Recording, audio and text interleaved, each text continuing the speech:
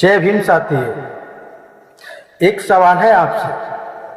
अगर किसी समाज की संख्या भी ज्यादा हो और वोट भी, फिर भी वह समाज कमजोर क्यों रहता है?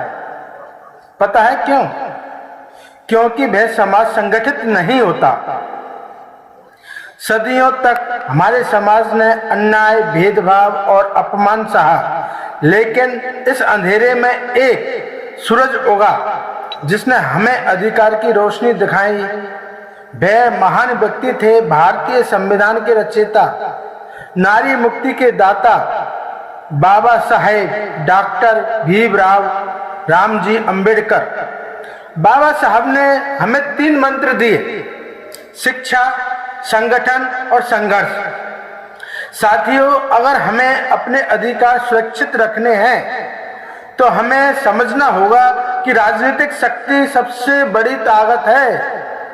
जिस समाज के पास सत्ता होती है वही समाज अपने लिए कानून बनाता है, अपने बच्चों का भविष्य तय करता है और अपने सम्मान की रक्षा भी करता है।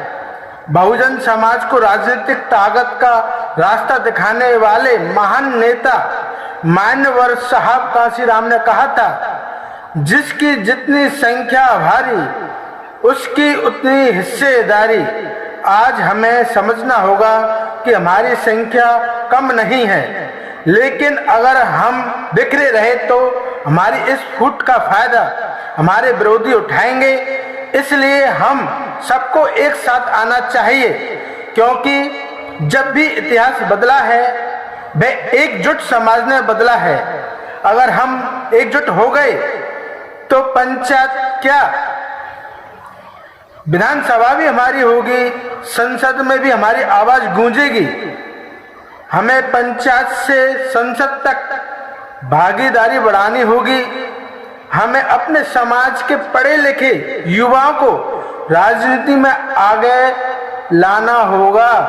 हमारे समाज में ये भी देखा है कि जब बहुजन समाज एकजुट हुआ तो एक सामान्य परिवार की बेटी देश के सबसे बड़े राज्य की मुख्यमंत्री बनी, बहन कुमारी मायावती।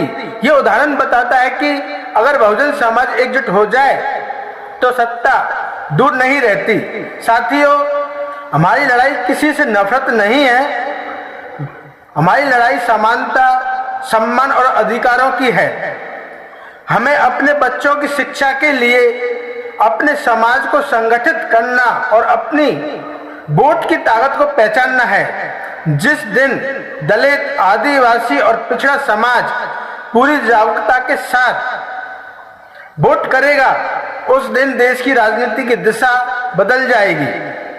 आइए संकल्प लें, हम हमारे समाज को शिक्षित करेंगे, संगठित भी रहेंगे और अपने अधिकारों के लिए संघर्ष भी करते रहेंगे और बाबा साहेब के सपनों का भारत बनाएंगे। जय भीम, जय संविधान, जय बहुजन समाज।